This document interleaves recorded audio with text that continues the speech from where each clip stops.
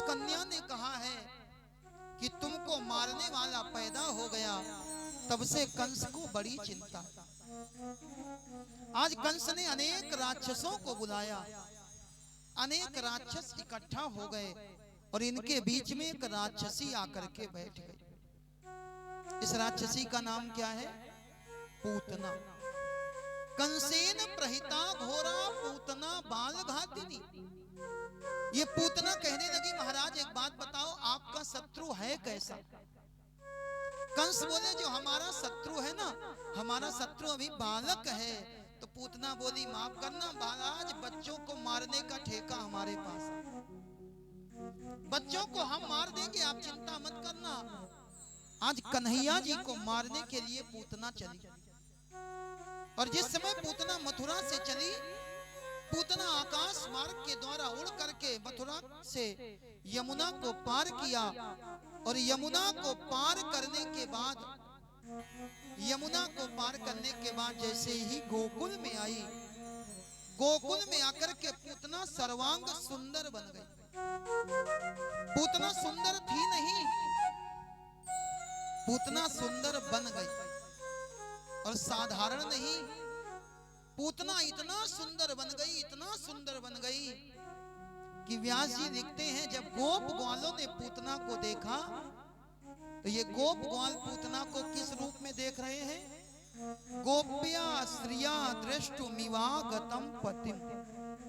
इन गोप ग्वालों को ये पूतना बिल्कुल श्री देवी की तरह लग रही है। श्री देवी, श्री माने लक्ष्मी देवी की तरह आज ये पूतना दिखाई पड़ी। ग्वाल वालों ने पूछ लिया, देवी तुम कहां से आई हो, कहां जाना है? इस पूतना ने कहा, जहां तुम जा रहे हो वहीं हम भी जाएंगे। ये सारे के सारे ग्वाल बाल नाचते गाते हुए नंद बाबा के यहाँ जा रहे थे।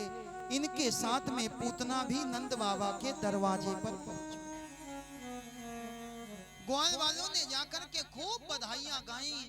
गोपिकाएं तो वहां जाकर के लड़ने लगी। किस बात पर लड़ने लगी? एक गोपी कहती है हम भजन गाएंगे, दूसरी गोपी बोली ना, आज तो नंद के नाला हुआ है, आज तो हम भजन गाएंगे। एक दूसरे से ढोलक छिना छिना करके ये गोपिकाएं लड़ने लगी।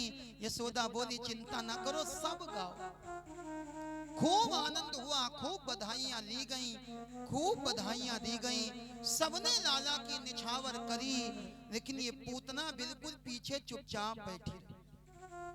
सब आए और बधाई लेकर के शाम को चले गए। ये पूतना नंद बाबा के महल के दरवाजे पर बैठी थी। यशोदा जी की नजर गई। यशोदा ने पूछ लिया, देवी तुम हो कौन? काकी बहू कौन की बेटी? तुम किसकी बिटिया हो, तुम किसकी बहू हो? क्योंकि हमने आज तक तुमको पहले कभी नहीं देखा। और पूतना ने झूठ बोल दिया। पूतना बोली, अरे यशोदा हम तुम्हारे मायके से आए। पूतना आज झूठ बोलती है, यशोदा हम तुम्हारे मायके से आए। यशोदा ने कहा, माफ करना, हमने तुमको अपने मायके में भी नहीं देखा। ये बोली, बात ऐसी है, जब तुम्हारी शादी हो गई, उसके बाद में हमारी शादी होकर के आई, तो हम तुम्हारी भाभी लगते हैं। और भाई से और भाभी से माताओं को बहुत प्रेम होता है। वैसे तो पूरे मायके से माताओं को बहुत प्रेम होता।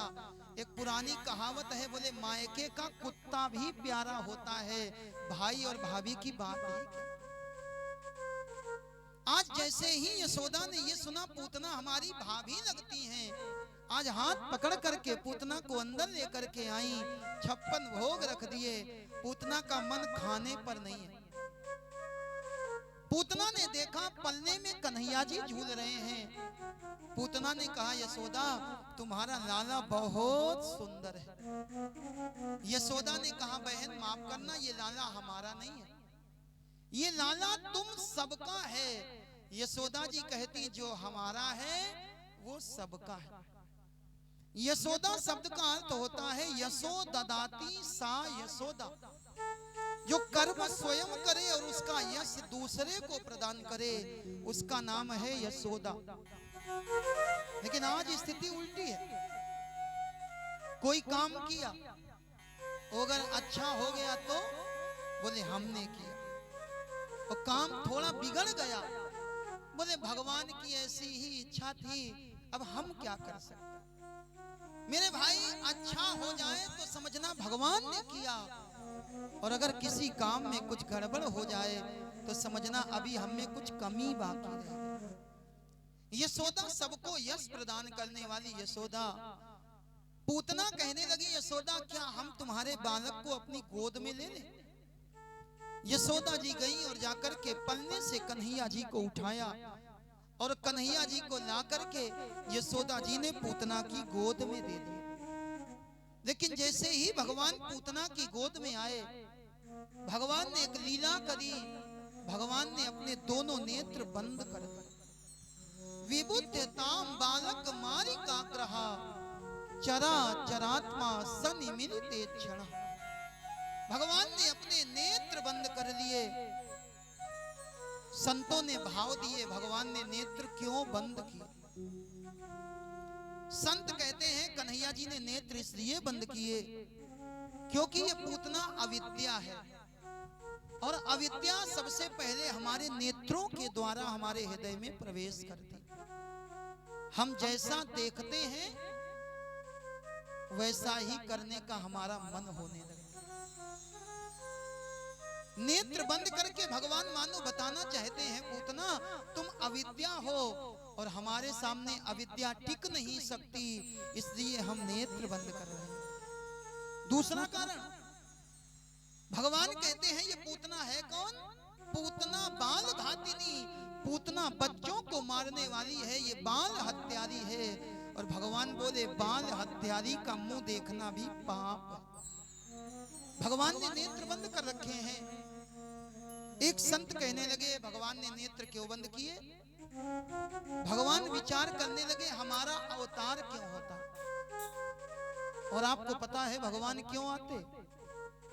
जब जब होय धर्म के हानि, जब जब होय धर्म के हानि, बाढ़े असुर अधम अभिमानी, बाढ़े असुर अधम अभिमानी, तब तब धरी प्रभु विविध शरीरा, तब तब प्रभु धर विविध शरीरा, हरहि कृपा निधि सज्जन पीरा, हरहि कृपा निधि सज्जन पीरा।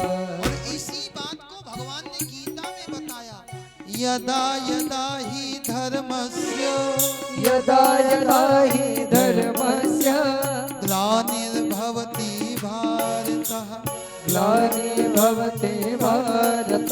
जब जब भारत में धर्म की हानि होती है, भगवान कहते हैं मैं आता हूँ और आकर के साधुओं की रक्षा करता हूँ।